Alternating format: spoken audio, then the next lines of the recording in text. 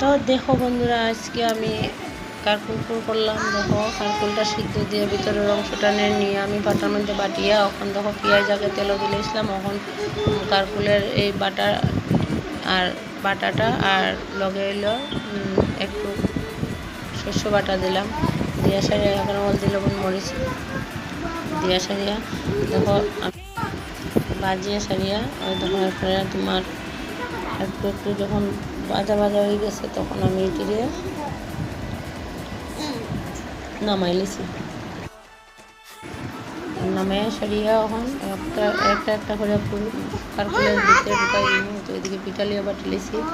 তো পিঠালির মধ্যে বাটিয়া সারিয়ে তো কারকুলের মধ্যে ঢুকাইয়া এরপরে পিঠালি লাগাইয়া একটা তেলের মধ্যে ভাজা করে নিলাম।